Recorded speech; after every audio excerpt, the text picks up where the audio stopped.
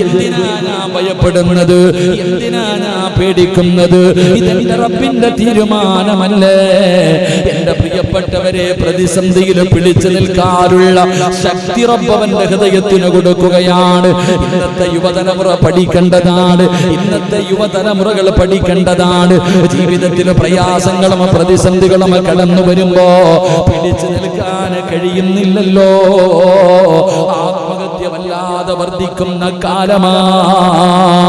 പടച്ചവനെ, ഒന്ന് പറഞ്ഞ് രണ്ടു പറഞ്ഞ് വഴക്ക് കൂടി ഭാര്യയും ഭർത്താവും തമ്മിലടിച്ചിട്ട് അവസാനം പടച്ചവനെ ഒരു കയറ് കഷ്ടത്തിന്റെ അകത്ത് തന്റെ കഴുത്ത് മുറിച്ച് അവിടെ നിന്ന് തൂങ്ങി മരിക്കുന്ന കാലമല്ലേ, നരമ്പ് മുറിക്കുന്ന കാലമല്ലേ. പടച്ചവനെ, നിങ്ങളൊന്ന് ചിന്തിച്ചു നോക്ക്.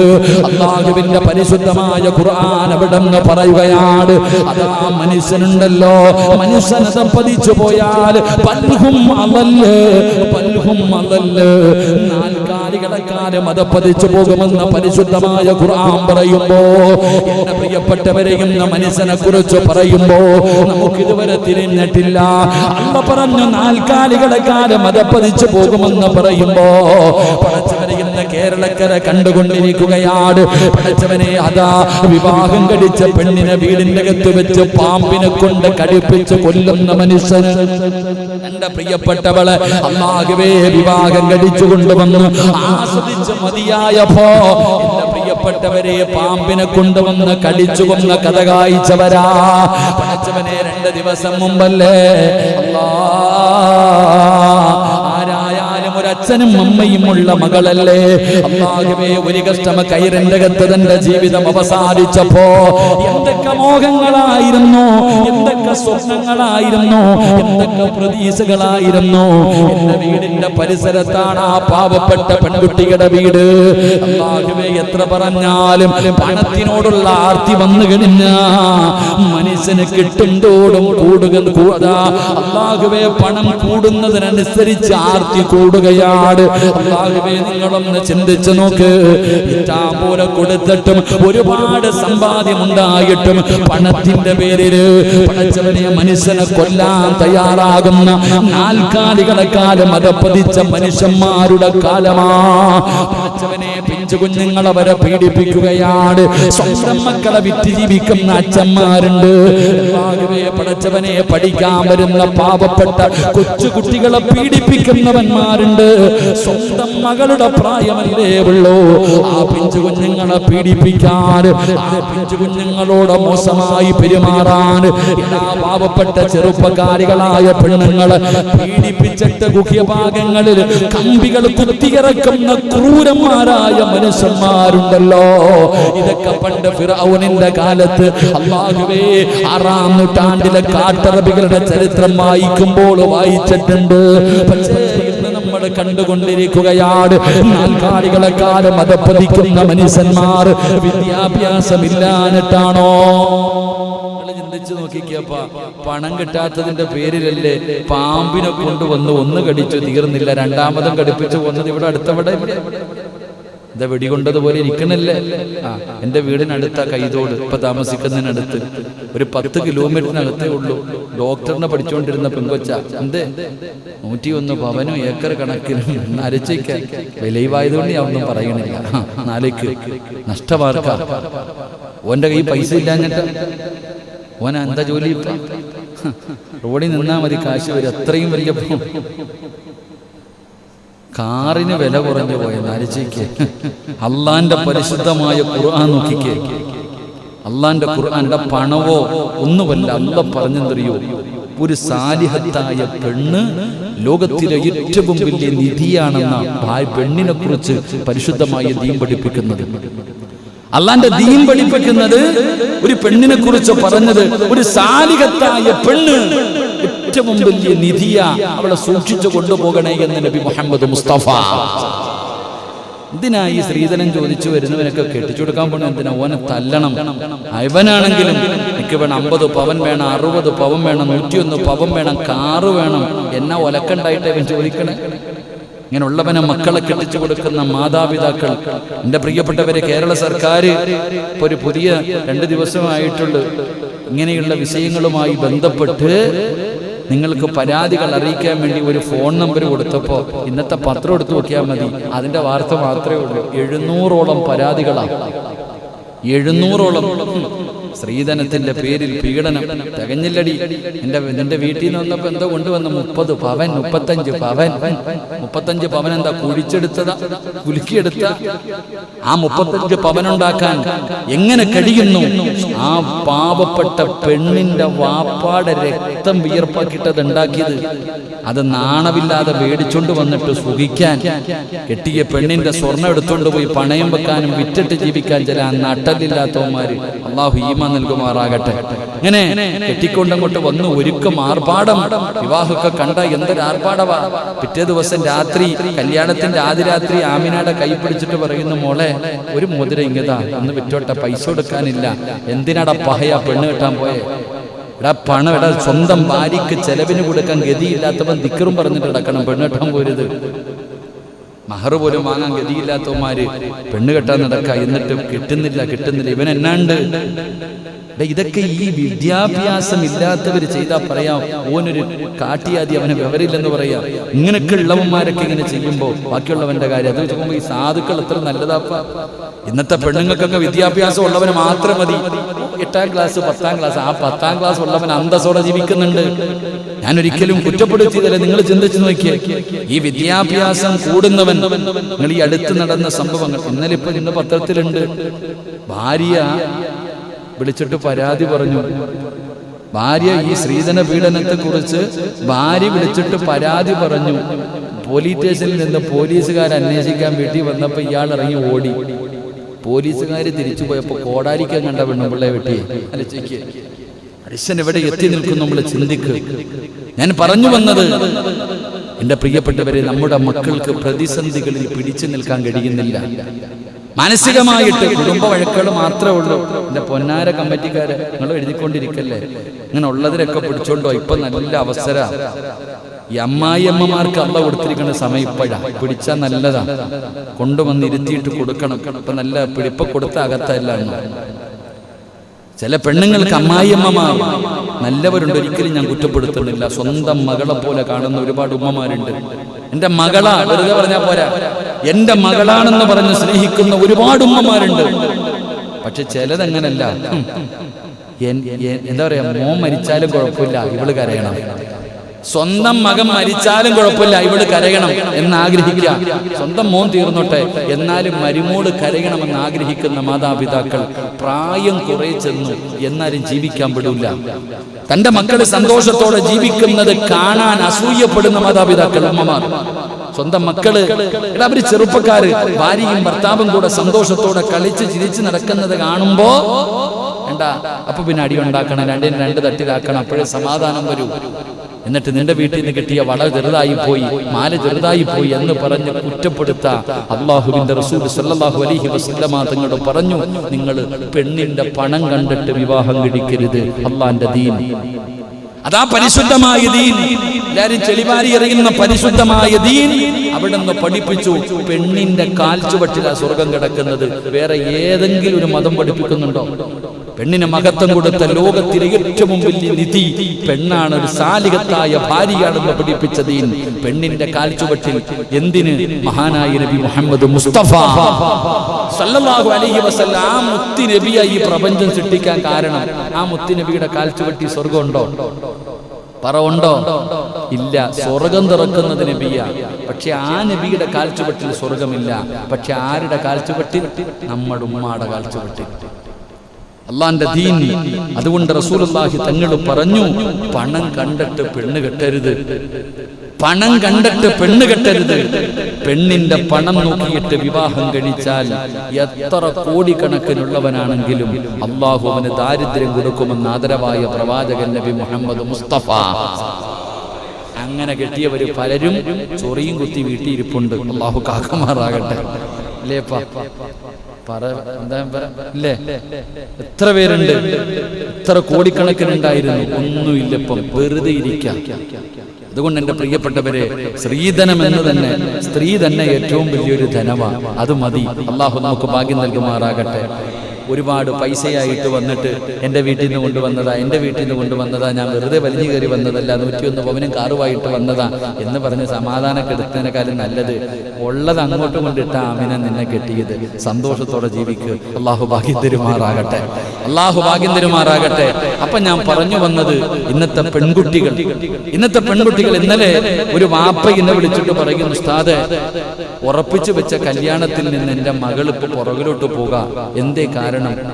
ഇങ്ങനല്ലേ ആണുങ്ങൾ മൊത്തം ഈ സ്വർണമൊക്കെ ആയിട്ട് നമ്മളങ്ങോട്ട് പോയി, നമ്മളെ മടുത്ത് കഴിയുമ്പോൾ ഇതല്ലേ നമ്മളോട് കാണിക്കുന്നത്? ഉറപ്പിച്ചു വെച്ച വിവാഹത്തിൽ നിന്ന് എൻ്റെ മകള് പുറകിലോട്ട് പോകുന്നു ഉസ്താദേ, എന്താ വഴിയെന്ന് നാം ചിന്തിക്കണം. എന്തുകൊണ്ട്? അള്ളാഹുവിനെ കുറിച്ച് അവർക്ക് അറിയാത്തത് കൊണ്ട്, അല്ലാഹ് ആരാണെന്നറിയാത്തത് കൊണ്ട്. പടച്ച റബ്ബിനെ മനസ്സിലാക്കി കഴിഞ്ഞാൽ എല്ലാ കാര്യങ്ങളും അള്ളാഹുവിനെ പരമേൽപ്പിക്കാൻ തയ്യാറായ ശക്തി അല്ലാഹ് തരും. ഏത് പ്രതിസന്ധിയിലും പിടിച്ചു നിൽക്കാൻ ഒരിക്കലും പതറിപ്പോകൂല, ഒരിക്കലും പതറിപ്പോകൂല. എത്ര കൊല്ലമാകട്ടെ, എന്തിനാ മനുഷ്യ ഇടയ്ക്കിടയ്ക്ക് അയ്യൂബ് നബിയുടെ ചരിത്രം എടുത്ത് വായിച്ചു നോക്ക്. അയ്യൂബ് നബി അലൈഹിസ്സലാം 18 വർഷക്കാലം രോഗം പിടിച്ചിട്ട് ശരീരത്തിൽ നിന്ന് ചലങ്ങൾ ഒഴുകുകയാണ്, ദുർഗന്ധമടിക്കുകയാണ്, നടക്കാൻ കഴിയുന്നില്ല. റഹ്മത്തു ബീബി റളിയല്ലാഹു തആല അൻഹ പ്രിയപ്പെട്ട ഭർത്താവിനെ കുഞ്ഞിനെ ചുമക്കുന്നത് പോലെ ചുമന്നുകൊണ്ട് നടക്കുകയാ. ആലോചിച്ച് നോക്ക്, ഒരു ഭാര്യ തന്റെ പ്രിയപ്പെട്ട ഭർത്താവിനെ കുഞ്ഞുങ്ങളെ ചുമക്കുന്നത് പോലെ അല്ലാഹുവേ ഇങ്ങനെ ചുമന്നുകൊണ്ട് നടക്കുകയാണ്. ആ ഭാര്യയാണ് ഭർത്താവിനോട് പറഞ്ഞത്, നബിയേ, നിങ്ങൾ അല്ലാഹുവിന്റെ പ്രവാചകനാ, അല്ലാഹുവിന്റെ അടുക്കൽ ഒരു കാര്യം ചോദിച്ചാൽ കൈ താഴ്ത്തുന്നതിന് മുമ്പ് പടച്ച റബ്ബ് തരുമല്ലോ. ഒന്ന് ചോദിച്ചുകൂടെ, ഒന്ന് ദുആ ചെയ്തുകൂടെ? അയ്യൂബ് നബി പറഞ്ഞു, റഹ്മത്തേ, മടുത്തെങ്കിൽ നീ നിന്റെ വഴി നോക്കിക്കോ. നീ എന്നെ നോക്കി നോക്കി മടുത്തെങ്കിൽ റഹ്മത്തേ നിനക്ക് പോകാം. അല്ലാഹുവോട് ഞാൻ പറയൂല, അല്ലാഹുവോട് ഞാൻ പരാതി പറയൂല, അല്ലാഹുവോട് ഞാൻ ദുആ ചെയ്യില്ല. അതൊരു വല്ലാത്ത ഈമാനാ. 18 കൊല്ലം അങ്ങനെ നടന്നു. എന്നിട്ട് അവസാനം തന്റെ നാവ് കൊണ്ട് ദിക്ർ പറയാൻ കഴിയാതെ വന്നപ്പോ അപ്പോഴും അല്ലാഹുവോട് പറയുന്നു, നാഥാ, വഇന്നീ മസ്സനിയല്ലറു അൻത അർഹമുർ റഹീമീൻ. എന്റെ നാവിലെ രോഗമൊന്ന് മാറ്റിത്താ അല്ലാഹ്, ദിക്ർ പറയാൻ കഴിയുന്നില്ല അല്ലാഹ്. അപ്പോഴും പറഞ്ഞില്ല രോഗം മാറ്റാൻ. 18 കൊല്ലം ഇതുപോലെ നടന്ന നബിയാ, സാധാരണ മനുഷ്യനല്ല. അയ്യൂബ് നബി 81 കൊല്ലം പട്ടിണി എന്താണെന്ന് അറിഞ്ഞിട്ടില്ല. ജീവിതത്തിൽ 81 വർഷം അയ്യൂബ് നബിക്ക് പട്ടിണി എന്താ, ദാരിദ്ര്യം എന്താ, രോഗവും പ്രയാസവും എന്താ, വേദന എന്താണെന്നറിയാതെ 81 കൊല്ലം ജീവിച്ച നബിയാണ് അയ്യൂബ് നബി. ആ അയ്യൂബ് നബി പിന്നെ 18 വർഷക്കാലം ഇങ്ങനെ നടന്നിട്ട് ഒരിക്കൽ പോലും പടച്ച റബ്ബിനോട് പറയാതെ അവിടെ നിന്ന് ദുആ ചെയ്യാൻ തയ്യാറായില്ല. അതുകൊണ്ട് എന്റെ പ്രിയപ്പെട്ടവരോട് ഓർമ്മപ്പെടുത്തുകയാ, ക്യാൻസർ വന്നാ എന്തിനാ പേടിക്കുന്നത്? അല്ലാഹുവിന്റെ റസൂല് പറഞ്ഞല്ലോ, അല്ലാഹ് ഇഷ്ടപ്പെട്ടവർക്ക് അല്ലാഹു വലിയ വലിയ രോഗങ്ങൾ കൊടുത്തു പരീക്ഷിക്കുകയാ. എന്തിനാ സ്വർഗം കൊടുക്കാൻ? എന്തിനാ സ്വർഗം കൊടുക്കാൻ? എന്റെ പ്രിയപ്പെട്ടവരെ, അല്ലാഹു അങ്ങനെയുള്ള പരീക്ഷണങ്ങൾ കൊടുക്കുകയാണ്. എന്റെ പ്രിയപ്പെട്ടവരെ, ഒരുപാട് പ്രയാസങ്ങൾ, ക്യാൻസർ ആണ് ഉസ്താദ്, ട്യൂമർ ആണ് ഉസ്താദ്, കിഡ്നി തകരലാണ് ഉസ്താദ്, ഭർത്താവ് വെന്റിലേറ്ററിലാണ് ഉസ്താദ്, മക്കൾക്ക് മാരക രോഗമാണ് ഉസ്താദ് എന്ന് കരഞ്ഞുകൊണ്ട് പരാതി പറയുന്ന ഉമ്മ, മഹാനായ കലീമുല്ലാഹി മൂസാ നബി മൂസാ നബി അലൈഹിസ്സലാം ഒരിക്കൽ ഇങ്ങനെ നടന്നു പോകുമ്പോ ഒരു മനുഷ്യൻ ഇങ്ങനെ ഒരു ഗുഹയ്ക്കകത്തിരുന്ന് അല്ലാഹുവിനെ ആരാധിക്കുകയാണ്, അല്ലാഹുവിനെ നന്ദി കാണിച്ചു കൊണ്ടിരിക്കുകയാണ്. ഒരു ഗുഹയ്ക്കകത്തിരുന്ന് ഇബാദത്ത് ചെയ്യുകയാണ്.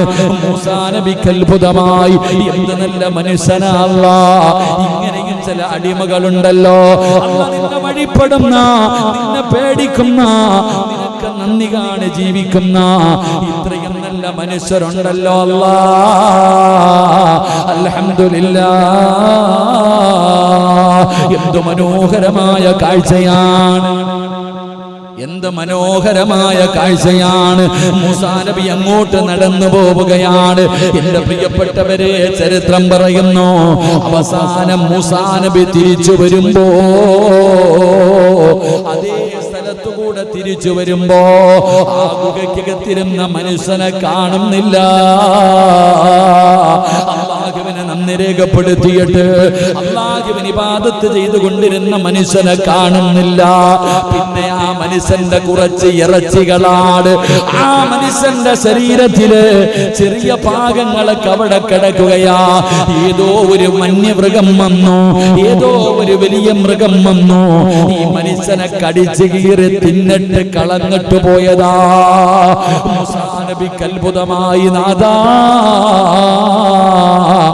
എത്ര നല്ല മനുഷ്യനാണല്ലോ, നിനക്ക് നന്ദി രേഖപ്പെടുത്തി.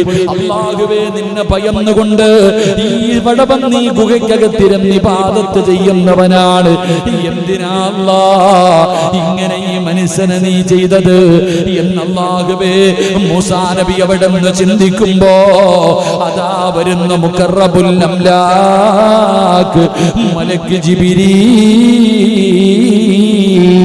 അലൈഹിസ്സലാം കടന്നു വന്നിട്ട് അവിടെ നിന്ന് പറയുന്ന, മൂസാ നബിയേ, അല്ലാഹുവിന് ചില അടിമകളുണ്ട്, അല്ലാഹുവിന് ചില അടിമകളുണ്ട്, അവർക്ക് സ്വർഗം നിർബന്ധമാ, അവർക്ക് സ്വർഗത്തിൽ ഉയർന്ന പദവിയുണ്ട്. അല്ലാഹുവേ, മൂസാ നബി അലൈഹിസ്സലാം അങ്ങോട്ട് പോകുമ്പോ ഒരു മനുഷ്യൻ ഗുഹയ്ക്കകത്തിരുന്നിട്ട് ഒറ്റക്കിരുന്ന് ഇബാദത്ത് ചെയ്യാ. മൂസാ നബിക്ക് അത്ഭുതം തോന്നി, അല്ലാഹ് ഇങ്ങനെയും ചില മനുഷ്യന്മാരുണ്ടല്ലോ, അൽഹംദുലില്ലാഹ്. തിരിച്ചു വന്നപ്പോ ഇത്തിരി എല്ലും കഷ്ണം കിടക്ക, ആ മനുഷ്യനെ കാണാനില്ല. ഏതോ ഒരു മൃഗം വന്ന് കടിച്ചു കീറി തിന്നിട്ട് വാക്കി കളഞ്ഞിട്ട് പോയിരിക്ക. എന്തേ അല്ലാഹ് ഇങ്ങനെ, എത്ര നല്ല മനുഷ്യനായിരുന്നു, ഇങ്ങനെ വന്നല്ലോ. നമ്മൾ ചോദിക്കൂലേ, 5 നേരം നിസ്കരിക്കുന്ന ഈ മനുഷ്യൻ ഉസ്താദെ കിടന്ന കിടപ്പിൽ കിടന്ന് മലമൂത്ര വിസർജനം നടത്തിയിട്ട് മരിച്ചുപോയല്ലോ, നമുക്ക് വലിയ പ്രയാസം. ഓൻ രാജാവാ, അല്ലാഹ് ഈമാൻ തരുമാറാകട്ടെ. ഉറക്കപ്പുറം അല്ലാഹ് ഈമാൻ തരുമാറാകട്ടെ. ഇവിടെ കള്ളുകുടിയൻ ഹാപ്പി ആയിട്ട് നടക്കുന്നു, കണ്ടിട്ടുണ്ടാ? കള്ളുകുടിയനും കഞ്ചാവടിക്കുന്നവനും, കഞ്ചാവടിയുടെ കാര്യമൊന്നും പറയാതിരിക്കലപ്പം നല്ലത്. ഇപ്പൊ കഞ്ചാവടിയൊക്കെ പുള്ളന്മാരിലേക്ക് ചെറിയ കുട്ടികളെ മൊത്തം അടിക്കുന്നത്. അള്ളാഹു നമ്മുടെ മക്കളെയൊക്കെ കാക്കുമാറാകട്ടെ. ആമീൻ പറ. അള്ളാഹു നമ്മളെ കാക്കുമാറാകട്ടെ. 10-20 വയസ്സിനകത്തുള്ളതൊക്കെ ഇപ്പം കള്ളുകുടിയൊക്കെ മാറിയെന്നേ. ഇപ്പൊ വലിച്ചങ്ങോട്ട് കയറ്റിയിട്ട് ഇങ്ങോട്ട് നടക്കാം. പാപ്പാടുത്ത് പറയാ, കാക്ക മോനിങ്ങനെ, ഓ എന്റെ മോനോ, എന്റെ മോൻ മലക്കല്ലേ അവനോ. അവസാനം ആ പോലീസ് പൊക്കുമ്പോ അറിയാം, ഇടികൊണ്ട് വാടും. അള്ളാഹു കാക്കുമാറാകട്ടെ. വാപ്പടുത്ത് പറയാ, മോൻ കഞ്ചാവടിക്കുന്നുണ്ട്, അവന്റെ സ്വഭാവം കൂട്ടുകാര് കണ്ടിട്ടുണ്ടാ, കൂട്ടുകാരൊന്നും ശരിയില്ല എന്ന് പറയുമ്പോ എന്റെ മോൻ ഉസ്താദിന് അസൂയ, ഉസ്താദിന് അസൂയ. പറയാൻ തന്നെ പലരും മടിക്കുന്നു. അള്ളാഹു കാക്കുമാറാകട്ടെ. എന്റെ പ്രിയപ്പെട്ട സഹോദരങ്ങളെ, ഇപ്പൊ ഈ മനുഷ്യന്റെ അവസ്ഥ നോക്കി നമ്മൾ പറയുന്നത്, എടാ ഈ 5 നേരം നിസ്കരിക്കുന്ന ആൾക്കാരൊക്കെ ക്യാൻസർ വന്ന് മരിക്കാറുണ്ട്, ട്യൂമർ വന്ന് മരിക്കാറുണ്ട്. കഞ്ചാവടിച്ച് കിടക്കുന്നവൻ പെട്ടെന്നങ്ങ് മരിച്ചു പോവാ, കിടപ്പൊന്നുമില്ല. അവനെ പിന്നെ അല്ല കിടത്തൂലല്ലോ, പെട്ടെന്നങ്ങ് പോകത്തേ ഉള്ളൂ. എന്തേ കാരണം? നമ്മൾ പറയും, ഉസ്താദെ ഉമ്മായും വാപ്പായും കിടന്നിട്ട് വേദന സഹിക്കാൻ പറ്റാതെ കിടക്കും, സഹിക്കണില്ല ഉസ്താദെ. ആരാ നീ? നിനക്കട സഹിക്കാൻ പറ്റുന്നത്? അവര് രാജാവാ. മൂസാ നബി അലൈഹിസ്സലാമിനോട് പറയുന്നു, ഈ മനുഷ്യൻ സ്വർഗത്തിന്റെ അവകാശിയാണ്, ഇദ്ദേഹത്തിന് സ്വർഗത്തിൽ ഉയർന്ന പദവിയുണ്ട്. പക്ഷെ ഈ മനുഷ്യൻ ചെയ്യണ ഇബാദത്ത് കാരണം ഒരിക്കലും അവിടെ പോകാൻ പറ്റൂല. ഈ മനുഷ്യൻ ചെയ്തുകൊണ്ടിരിക്കുന്ന സൽക്കർമ്മം കാരണം സ്വർഗത്തിലെ ഈ ഉയർന്ന പദവിയിൽ മരിക്കുന്നവരെ ചെയ്താലും പോകാൻ പറ്റൂല. പിന്നെ എങ്ങനെ പോകും? അല്ലാഹു ഇതുപോലെയുള്ള ആ മൃഗം വന്നു കടിച്ച് കീറി തിന്നു, ആ വേദനകൾ മുഴുവനും അനുഭവിച്ചു. അതിനു പകരം അല്ലാഹു സ്വർഗത്തിൽ ആ പദവി കൊടുക്കുമെന്ന് നബി മുഹമ്മദ് മുസ്തഫ. ഒരു പനി വന്ന കാലിൽ ഒരു മുള്ളുകൊണ്ട പാപം പൊറുക്കുന്ന, ഒരു പനി വന്ന് നേരം വെളുത്തു, രാത്രി ഒരു പനി വന്നു, രാവിലെയായി, ഒരൊറ്റ പനി കൊണ്ട് അവന്റെ പാപങ്ങൾ അല്ലാഹു പുറത്തു കൊടുക്കുമെന്ന് നബിയിന റസൂലുള്ളാഹി. ഒറ്റ പനി മതി സ്വർഗത്തിൽ പോകാൻ. ഒരൊറ്റ പനി മതി. പക്ഷെ നമുക്ക് പനി വന്നാലോ, പണ്ടാര ഈ സമയത്ത് ഇത് വന്നല്ലോ അല്ലാഹ്. അതാ എടാ ഹദീസ് നിങ്ങൾ എടുത്ത് നോക്ക്. ഒരു പനി വന്നാൽ തന്നെ സ്വർഗത്തിൽ പോകുന്ന, ഒരൊറ്റ രാത്രി പനിച്ച ജീവിതത്തിൽ ചെയ്ത പാപം മുഴുവനും പൊറുക്കുന്ന. പക്ഷെ നമ്മുടെ പാപം പൊറുക്കൂല. ആരാപ്പ പനി വന്നപ്പോ? അൽഹംദുലില്ലാ, നരകത്തിന്റെ തീയുടെ ചൂട് അതിന്റെ ഒരു അടയാളമാണല്ലോ. അൽഹംദുലില്ലാ പറയണ എത്ര പേരുണ്ട്? നാശം. കൊറോണയുടെ സമയത്ത് ഇപ്പൊ ആശുപത്രിയിൽ പോകാൻ പറ്റുമോ? കോവിഡ് ടെസ്റ്റ് ചെയ്യണ്ടേ? കുട്ടികളൊക്കെ ഉണ്ടല്ലോ. നാശം എന്നാ പറയണേ. അൽഹംദുലില്ലാ ആരെങ്കിലും പറയോ? പറമനുഷ്യന്മാരെ പറയോ? എന്താ മെമ്പർ ഈ സമയത്ത് ആരെങ്കിലും അൽഹംദുലില്ലാ പറയോ? ഇല്ല, മാറി നിൽക്കുന്നേ പറയത്തുള്ളൂ. എന്നാൽ ഒരു പനി മതി പാപം പൊറുക്കാൻ. അതുകൊണ്ടാ പറഞ്ഞത്. അള്ളാഹു നമുക്ക് ഈമാൻ നൽകുമാറാകട്ടെ. മഹാനായ നബി സല്ലല്ലാഹു അലൈഹി വസല്ലമ തങ്ങൾ പറയുകയാ, തവക്കൽതു അലല്ലാഹ്. വരണ്ടവന് വരൂലേ? പേടിയുണ്ടോ? വരണ്ടവന് വരുവോ? എന്തും വരുവോ? ആർക്കെങ്കിലും തടയാൻ പറ്റുമോ? പറ, പറ്റുമോ? പറ്റൂല. എന്തൊക്കെ ഇട്ടാലും പറ്റൂല. അല്ലാഹു ഈമാൻ തരുമാറാകട്ടെ. ഉമ്മാടെ വയറ്റിൽ കിടന്ന പൻസാരി എന്നെ പേര് എഴുതിയിട്ടുണ്ടായിരുന്നെങ്കിൽ അതെന്നെ. ഉമ്മാടെ വയറ്റിൽ കിടന്ന് 4 മാസം ആയപ്പോൾ അള്ളാഹ് എഴുതി വെച്ചിട്ടുണ്ട്. ആ എഴുതി വെച്ചവർക്കൊക്കെ വന്നു പോയി. അള്ളാഹു കാക്കുമാറാകട്ടെ, അള്ളാഹു ശിവ നൽകുമാറാകട്ടെ. ഇനി ആരുടെയൊക്കെ പേരുണ്ടെന്ന് അറിയത്തില്ല. അള്ളാഹു അയലം. അള്ളാഹു നമുക്കൊക്കെ അള്ളാഹുവിന്റെ കാവല് നൽകി ഗ്രഹിക്കുമാറാകട്ടെ. തവക്കൽതു അലല്ലാഹ്, അതാണ് ഏറ്റവും വലിയ ആയുധം. ഇതൊക്കെ ഇട്ടാലും, മാസ്ക് ധരിച്ചാലും, അകലം പാലിച്ചാലും, സാനിറ്റൈസ് ഉപയോഗിച്ചാലും, കയ്യിൽ ഉറയിട്ടാലും എന്ത് പറയണം? ഇതൊക്കെ ചെയ്തിട്ട് അവസാനം എന്താ പറയണ്ടേ? ഇതൊക്കെ ചെയ്തിട്ട് എന്താ പറയണ്ടേ? വേണ്ട, ഇതൊന്നും ചെയ്യണ്ട, അല്ലാഹ് തീരുമാനിച്ചല്ലേ വരത്തുള്ളൂ എന്ന് പറഞ്ഞുകൊണ്ട് നടന്നാലോ മൂലയിൽ കിടക്കും. ചെയ്യേണ്ടതൊക്കെ ചെയ്യണം, എന്നിട്ട് അൽഹംദുലില്ലാ നടക്കണം. പക്ഷെ അത് മാത്രമായി പോകരുത്. ഇതാണ് തടയുന്ന വസ്തു എന്നായി പോയി. അള്ളാഹു നമുക്ക് ഈമാൻ നൽകുമാറാകട്ടെ. അല്ലാഹ് ഈമാൻ നൽകുമാറാകട്ടെ. മഹാനായ പ്രവാചകൻ നബി മുഹമ്മദ് മുസ്തഫ സല്ലല്ലാഹു അലൈഹി വസല്ലമ തങ്ങൾ പറയുന്നു, 5ാമത്തെ 6ാമത്തെ പ്രതിഫലം എന്തെന്നറിയുമോ? അല്ലാഹു അവന്റെ ഹൃദയത്തിലെ ധൈര്യം കൊടുക്കുകയാണ്. അവൻ ഒരിക്കലും തൂങ്ങാൻ തോന്നുകയില്ല. അവൻ ആത്മഹത്യയെ കുറിച്ച് ചിന്തിക്കുക പോലുമില്ല. അവൻ ചിന്തിക്കുന്നത് എന്തെന്നറിയോ? ഒരു കയറ്റം കഴിഞ്ഞാൽ ഒരിറക്കമുണ്ടല്ലോ, ഒരു ദുഃഖം കഴിഞ്ഞാൽ ഒരു സന്തോഷമുണ്ടല്ലോ. എന്റെ റബ്ബന്റെ കൂടെയില്ലേ, എന്റെ റബ്ബന്റെ കൂടെയില്ലേ, എന്തിനാ ഞാൻ ഭയപ്പെടുന്നത്? അതാണ് മഹാനായ നബി മുഹമ്മദ് മുസ്തഫ സല്ലല്ലാഹു അലൈഹി വസല്ലമ തങ്ങൾ പേടിച്ച് വിറച്ചുകൊണ്ട് പരാതി പറയുന്ന അബൂബക്കറിനോട് പറഞ്ഞ, അബൂബക്കറെ, അല്ലാഹ് നമ്മുടെ കൂടെയില്ലേ? ഇവൻ അവന്റെ കാലിൽ നോക്കണമെങ്കിൽ തീരുമാനിക്കുന്നത് അല്ലാഹയല്ലേ? അവൻ വിചാരിച്ചാ നോക്കൂലല്ലോ. നബിയെ, അവൻ മോളി നിൽക്കുന്ന നബിയെ, ഒന്ന് കുനിഞ്ഞൊക്കെ നമ്മളെ പിടിക്കും നബിയെ, നമ്മളെ കൊല്ലും നബിയെ. ഇല്ല അബൂബക്കറെ, ഇല്ല അബൂബക്കറെ. എന്തേ നബിയെ? ഓൻ കാലി നോക്കണമെങ്കിൽ അല്ലാഹ് തീരുമാനിക്കണമെന്ന് നബി മുഹമ്മദ് മുസ്തഫ. സത്യല്ലേ? അല്ലാഹ് തീരുമാനിച്ചാലല്ലേ ചലനങ്ങൾ പോലും നിയന്ത്രിക്കുന്നവൻ അല്ലാഹയാ. അല്ലാഹ് തീരുമാനിക്കണം. ഇവിടെ ഇരിക്കണ എത്ര എണ്ണം വീട്ടിൽ പോകണമെന്ന്. അല്ലാഹു ദീർഘായുസ്സ് നൽകുമാറാകട്ടെ. അല്ലാഹ് ദീർഘായുസ്സ് നൽകുമാറാകട്ടെ. എന്റെ പ്രിയപ്പെട്ടവരെ, പരിശുദ്ധമായ ഖുർആൻ അവിടെന്ന് പറയുകയാണ്, തവക്കൽതു അലല്ലാഹ്. മക്കളെ പഠിപ്പിച്ചോ, നിന്റെ പൊന്നാര മക്കൾക്ക് അല്ലാഹ് പഠിപ്പിച്ചു കൊടുത്തോ. ഏത് പ്രതിസന്ധിയിലും പിടിച്ചു നിൽക്കാനുള്ള ശക്തി അല്ലാഹു അവർക്ക് കൊടുക്കുമെന്ന് നബി മുഹമ്മദ് മുസ്തഫ. അല്ലാഹുവിന്റെ പരിശുദ്ധമായ ഖുർആൻ അവിടെന്ന് പറയുകയാണ്. എന്റെ പ്രിയപ്പെട്ടവരെ, വിശദീകരിക്കുന്നില്ല. 7ാമത്തെ കാര്യം എന്തെന്നറിയോ? 7ാമത്തെ കാര്യം എന്തെന്നറിയുമോ? മഹാനായ നബി മുഹമ്മദ് മുസ്തഫ സല്ലല്ലാഹു അലൈഹി വസല്ലമ തങ്ങൾ പറയുകയാണ്, മുത്തുനബി അവിടെന്ന് പറയുകയാ, ഒരു തവക്കൽതു അലല്ലാഹ് എന്ന് പറയുന്നതിന്റെ പ്രതിഫലമാ മഹാനായ നബി മുഹമ്മദ് മുസ്തഫ സല്ലല്ലാഹു അലൈഹി വസല്ലമ തങ്ങൾ പറയുകയാണ്, പടച്ച റബ്ബ് ഇവർക്ക് കൊടുക്കുന്ന പ്രതിഫലം അറിയുമോ? നാളെ അല്ലാഹുവിന്റെ കോടതിയിൽ ഇങ്ങനെ നിൽക്കുകയാണ്. അല്ലാഹുവിന്റെ പ്രവാചകൻ സല്ലല്ലാഹു അലൈഹി വസല്ലമ തങ്ങൾ പറയുകയാ, നാളെ അവര് വിചാരണയില്ലാതെ സ്വർഗത്തിലേക്ക് കടന്നു പോകുമെന്ന് നബി മുഹമ്മദ് മുസ്തഫ സല്ലല്ലാഹു അലൈഹി അലൈഹി വസല്ലമ തങ്ങൾ പറയുകയാണ്, വിചാരണയില്ലാതെ കടന്നു പോകുന്നവർ എന്റെ പ്രിയപ്പെട്ടവരെ പരലോകത്ത് അല്ലാഹു അവന്റെ മുന്നിൽ ഒന്നിച്ചു കൂട്ടുകയും അവർ ചെയ്തു പോയ പ്രവർത്തനങ്ങൾ നന്മയാകട്ടെ തിന്മയാകട്ടെ വമൻ യഅമൽ മിസ്കാല ദർറത്തിൻ ഖൈറൻ യറാ വമൻ യഅമൽ മിസ്കാല ദർറത്തിൻ ശർറൻ യറാ.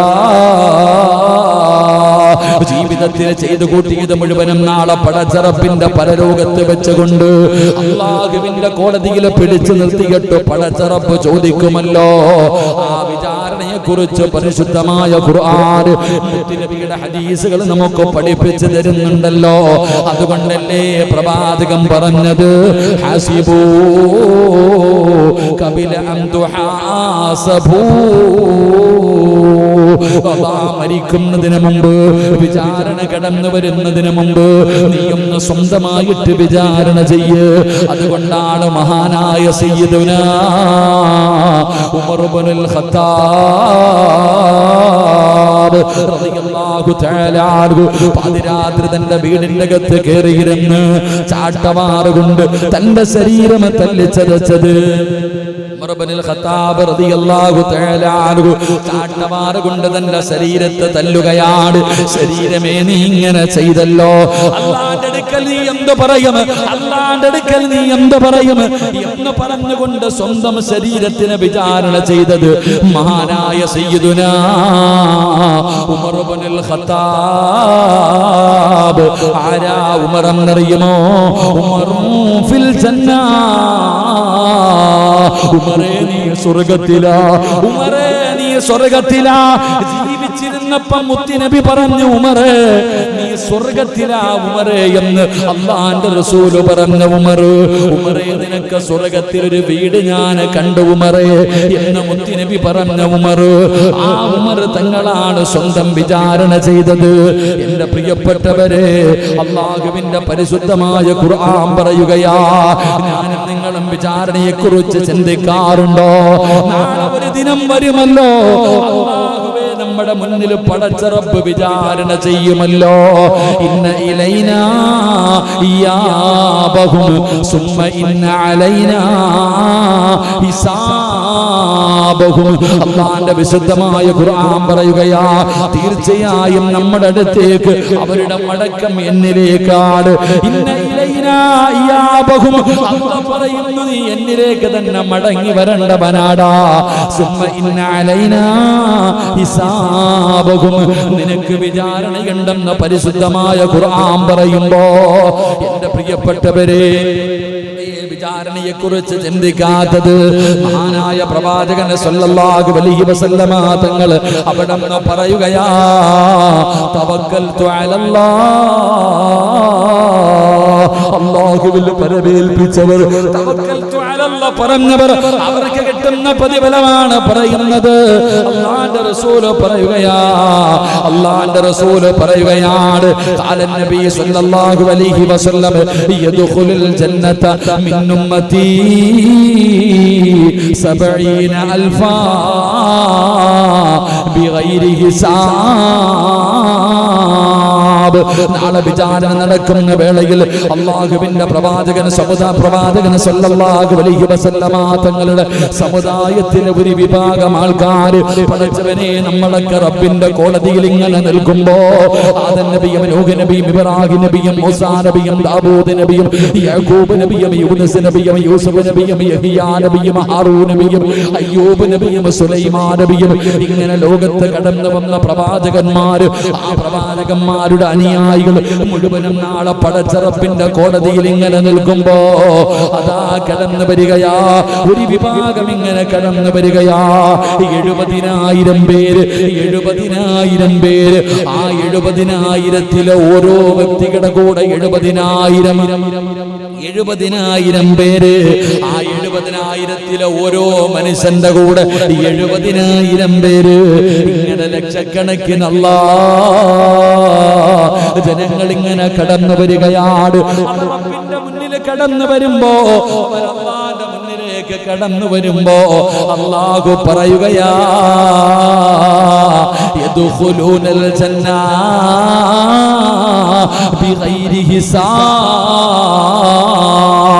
ഇന്ന് വിചാരണയില്ല, ഇന്ന് നിങ്ങളോട് ചോദ്യമില്ല, ദുനിയാവിലെ ജീവിതത്തെ കുറിച്ച് ചോദ്യമില്ല.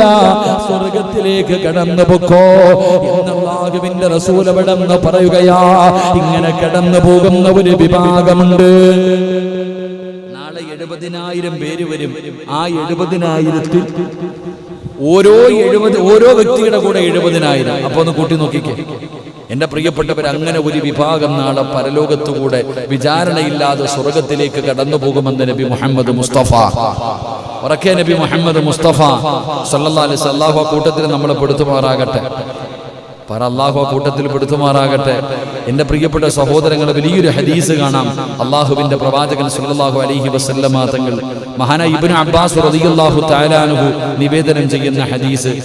അള്ളാഹുവിന്റെ പ്രവാചകൻ സല്ലല്ലാഹു അലൈഹി വസല്ലമ തങ്ങൾ സഹാബത്തിന്റെ മുന്നിൽ ഇരുന്നു കൊണ്ട് രംഗങ്ങളെ കുറിച്ച് വിശദീകരിക്കുകയാണ്. അള്ളാഹുവിന്റെ പ്രവാചകൻ സല്ലല്ലാഹു അലൈഹി വസല്ലമ തങ്ങൾ അപ്പൊ ഇങ്ങനെ പറഞ്ഞു കൊടുത്തു, സ്വഹാബ നാളെ ഇങ്ങനെ പറയും, കിഴക്കു ഭാഗത്തേക്ക് നോക്ക്, പടിഞ്ഞാറ് ഭാഗത്തേക്ക് നോക്ക്. റസൂലുള്ളാഹി തങ്ങളോട് ഇങ്ങനെ പറയും. നോക്കുമ്പോ ഓരോ വിഭാഗങ്ങളെ കാണാം. അവസാനം നോക്കുമ്പോ ഒരു സംഘം ഇങ്ങനെ വരുന്നു, വല്ലാത്ത ഒരു സംഘം. മഹാനായ നബി മുഹമ്മദ് മുസ്തഫ സല്ലല്ലാഹു അലൈഹി വസല്ലമ തങ്ങളുടെ സമുദായമാണ് കടന്നു വരുന്നത്. മുത്തുനബി സല്ലല്ലാഹു അലൈഹി വസല്ലമ തങ്ങളുടെ സമുദായം അവരിങ്ങനെ കടന്നു വരും. എൻ്റെ പ്രിയപ്പെട്ട സഹോദരങ്ങളെ, അവര് വിചാരണയില്ലാതെ സ്വർഗത്തിലേക്ക് കടന്നു പോകും. അള്ളാഹുവിന്റെ റസൂൽ സല്ലല്ലാഹു അലൈഹി വസല്ലമ തങ്ങൾ ഇത് പറഞ്ഞിട്ട് സഹാബത്തിന്റെ മുന്നിൽ നിന്ന് എഴുന്നേറ്റ് വീടിനകത്ത് പോയി. പള്ളിക്കകത്തിരുന്നിട്ട് പ്രവാചകൻ സല്ലല്ലാഹു അലൈഹി വസല്ലമ തങ്ങൾ പറഞ്ഞു, നാളെ പടച്ച റബ്ബിന്റെ പരലോകത്ത് വെച്ച് ഇങ്ങനെ ഒരു വിഭാഗം കടന്നു വരും. അവര് വിചാരണയില്ലാതെ സ്വർഗത്തിലേക്ക് കടന്നു പോകും. ഇത്രയും പറഞ്ഞിട്ട് മുത്തുനബി എഴുന്നേറ്റ് അങ്ങ് പോയി. സഹാബത്ത് ചർച്ച തുടങ്ങി. ആരാ പടച്ചവനെ? അവര് പറയുന്നത് ജനിച്ചപ്പോ തന്നെ മുസ്ലിമായിട്ട് ജനിച്ചവരായിരിക്കും. നമ്മള് ജാഹിലിയ കാലഘട്ടത്തിൽ നിന്ന് കയറി വന്ന അവര് ചിന്തിക്കേണ്ടതാ.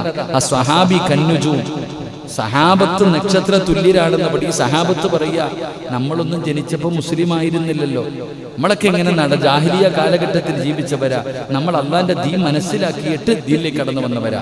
പക്ഷേ നബി സല്ലല്ലാഹു അലൈഹി വസല്ലം തങ്ങൾ പറഞ്ഞ ഈ വിഭാഗം ചിലപ്പോ ജനിച്ചപ്പോ തന്നെ മുസ്ലിമായിട്ട് ജനിച്ചവരായിരിക്കും, അല്ലെങ്കിൽ യുദ്ധക്കളത്തിൽ പോയി ഷഹീദായവരായിരിക്കും, അല്ലെങ്കിൽ സമ്പത്ത് മുഴുവനും അള്ളാഹുവിന്റെ ദീനിനു വേണ്ടി കൊടുത്തവരായിരിക്കും.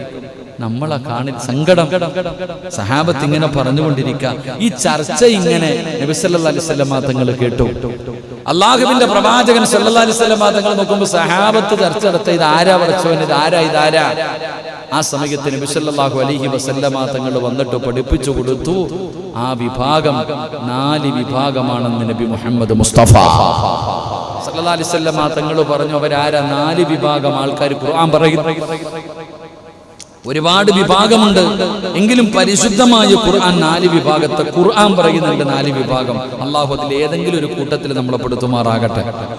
ആമീൻ പറ. അള്ളാഹു അതിൽ ഏതെങ്കിലും ഒരു കൂട്ടത്തിൽ നമ്മളെ പെടുത്തുമാറാകട്ടെ. അള്ളാഹുവിന്റെ പരിശുദ്ധമായ ഖുർആൻ 4 വിഭാഗം എണ്ണി പറയുന്നുണ്ട്. ആ 4 വിഭാഗത്തിൽ ഒരു വിഭാഗം, ഇൻഷാ അല്ലാഹ് 4 വിഭാഗം ഇപ്പൊ പറഞ്ഞ 11 മണിയാവാറായി, നിർത്താൻ പറ്റൂല. നമ്മുടെ വിഷയം ഇന്നും കെട്ടിപ്പോകും. ഒരെണ്ണം കൂടെ പറയാൻ കിടക്കണേ ഉള്ളൂ. ഇൻഷാ അല്ലാഹ് ഹിസാബില്ലാതെ സ്വർഗത്തിൽ പോണ വിഭാഗം നാളെ പഠിക്കാം. അള്ളാഹു ഭാഗ്യം തരുമാറാകട്ടെ. എങ്കിൽ ഒരു വിഭാഗം അള്ളാഹുവിന്റെ പരിശുദ്ധമായ ഖുർആൻ പറയുകയാണ്, അലാ റബ്ബിഹിം യതവക്കലൂൻ.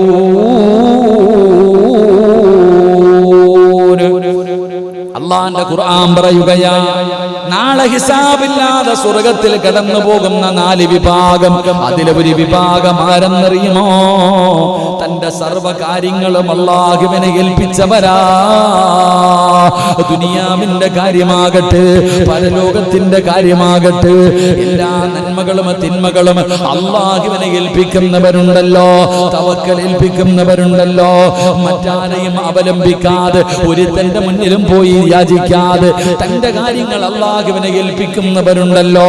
അവരാണ് നാളെ ഹിസാബില്ലാതെ സ്വർഗത്തിലേക്ക് കടന്നു പോകുന്നത്. നബി മുഹമ്മദ് മുസ്തഫ വമൻ യതവക്കൽ അലല്ലാഹ്,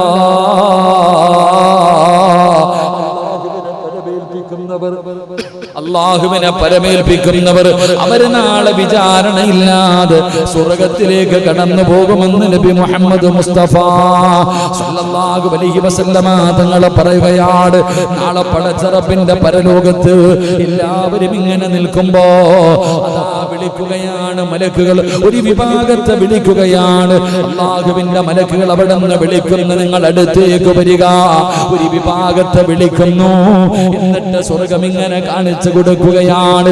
നമ്മളൊക്കെ വെച്ചിരിക്കുന്ന കാല് ചലിപ്പിക്കാൻ കഴിയാതെ ജീവിതത്തിൽ ചെയ്തു കൂട്ടിയത് മുഴുവനും എണ്ണി എന്നെ ചോദിക്കുകയാണ്.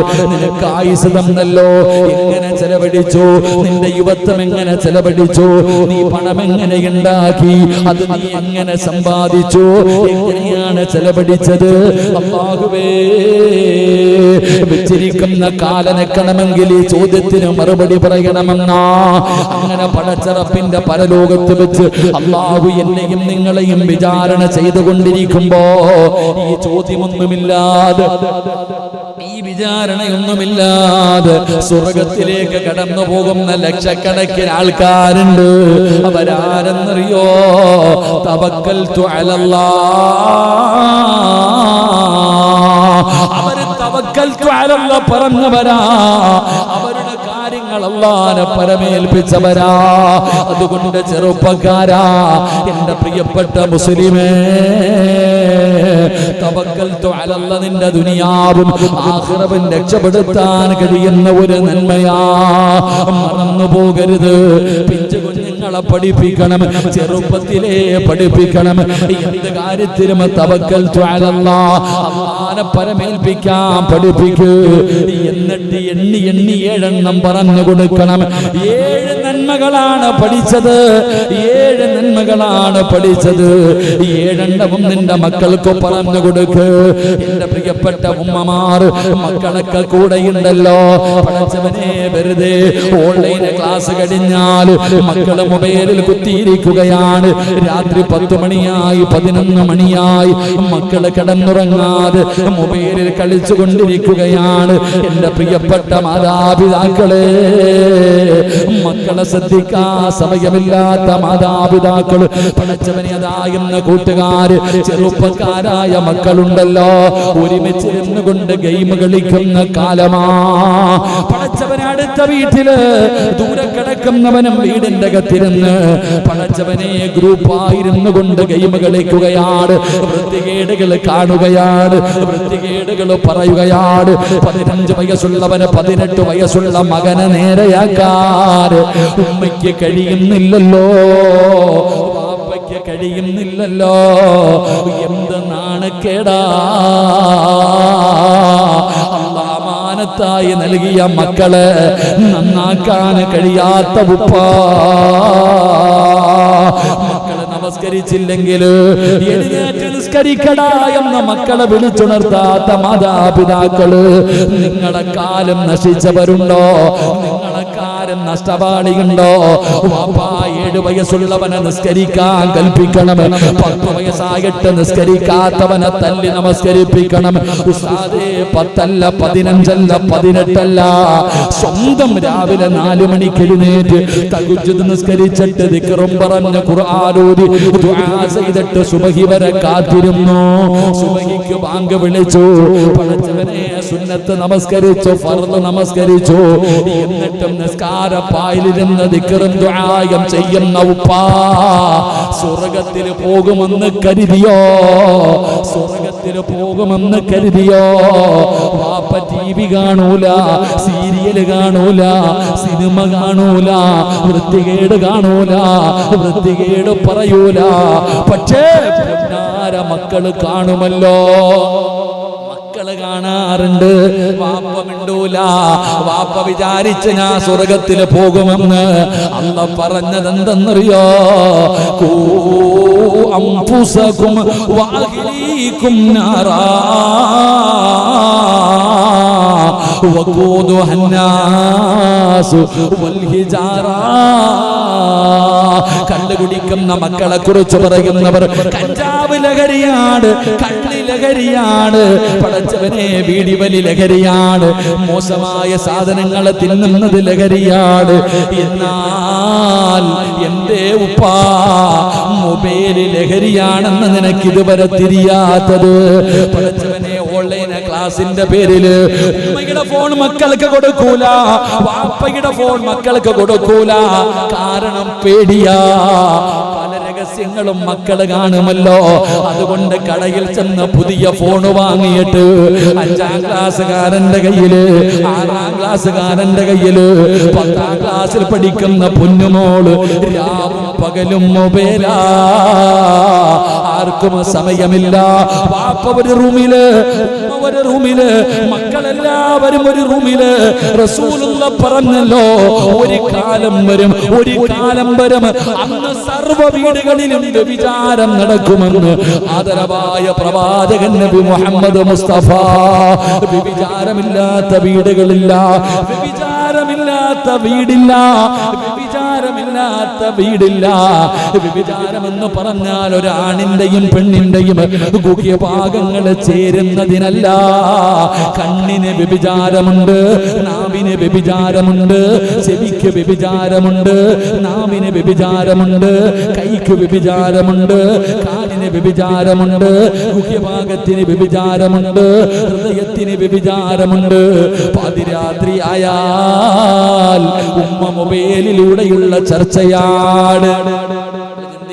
ഹദീസുണ്ട്, എല്ലാ വീട്ടിലും വ്യഭിചാരം നടക്കുന്ന ഒരു കാലം വരും എന്ന് നബിയുനാ റസൂലുള്ളാഹി. 10ാം ക്ലാസ്സുകാരൻ ചാറ്റിങ് ആരോട്? പാപ്പാനോടാ, അടുത്ത റൂമിൽ കിടക്കുന്നുണ്ട്. ഉമ്മാനോടാ, അടുത്ത റൂമിൽ കിടക്കുന്നുണ്ട്. കൂടപ്പുറപ്പിനോടാ, അവിടെ കിടക്കുന്നുണ്ടല്ലോ. ഇവൻ ഈ പാതിരാത്രി 12 മണിക്ക് അസ്രായിലിനോട് ചാറ്റ് ചെയ്യാ, നിന്റെ മോൻ. ഉമ്മ ആരോടാ? സ്വന്തം കെട്ടിയവൻ അടുത്ത് കിടക്കുന്നുണ്ട്. ഇവൾ ആരോടാ ചാറ്റ് ചെയ്യണേ? നിങ്ങൾ എന്ത് ശ്രദ്ധിക്കാത്ത? ഇവിടെ പടച്ചവന് ഇതൊരു ലഹരി വസ്തുവാണെന്ന് അറിയാത്ത ആരെങ്കിലും ഉണ്ടോ? പറയതല്ലേ. എന്തേ ഓൺലൈൻ ക്ലാസ് ഉണ്ട്? ശരി തന്നെ, ഓൺലൈൻ ക്ലാസ് ഉണ്ട്. എന്തേ വാപ്പ നിന്റെ ഫോൺ? ഉസ്താദ് എനിക്ക് ജോലിക്ക് പോകണ്ട, നീ പോ. നിന്റെ പെണ്ണും പിള്ളയ്ക്ക് തലകണ്ണ് എത്ര നീളമുള്ളൊരു മൊബൈൽ വാങ്ങി കൊടുത്തിട്ടുണ്ടല്ലോ, എന്തേ മക്ക കൊടുക്കാത്ത? പേടി. കാരണം ഉമ്മാടെ മലക്കയക്കയുടെ മെസ്സേജ് മക്കള് കണ്ടാലോ. എന്തേ പേടി? എന്തേ? എടാ, സ്വന്തം മക്കൾക്ക് ഈ ഓൺലൈൻ ക്ലാസ് എന്ന് പറഞ്ഞാൽ രാവിലെ മുതൽ വൈകുന്നേരം വരെ ഇല്ലല്ലോ. ഉമ്മായിക്ക് വേറെ പണിയില്ലല്ലോ. ഉമ്മാനാകെ വിളിക്കാനുള്ളത് വാപ്പ. ആ മനുഷ്യ ഹയാത്തിൽ വീട്ടിലുണ്ടല്ലോ. വാപ്പ അല്ലെങ്കിൽ അവരുടെ വാപ്പ, ഉമ്മ. വേറെ ആര്? ഉമ്മാടെ ഫോൺ മക്കൾക്കൂട്. അങ്ങനല്ല, ഒരു ഫോൺ വാങ്ങിച്ചു കൊടുത്തിട്ടുണ്ട്. അല്ലാഹുവേ വാവാലായില ഇങ്ങനെ കൊണ്ടടക്ക. നാലിച്ചു നോക്കിയേ എന്താ മനുഷ്യന്റെ അവസ്ഥ. അള്ളാഹു കാക്കുമാറാകട്ടെ. പണ്ടൊക്കെ ഇപ്പൊ കൊച്ചു കുട്ടികൾക്ക് ഒരു റൂം അങ്ങ് കൊടുത്തിരിക്കുക, കഥ കടയ്ക്കും. പണ്ട് പറയും കഥ കടയ്ക്കാൻ പാടില്ല, മക്കള് കിടന്നോ, കുറ്റിയിടാൻ പാടില്ല.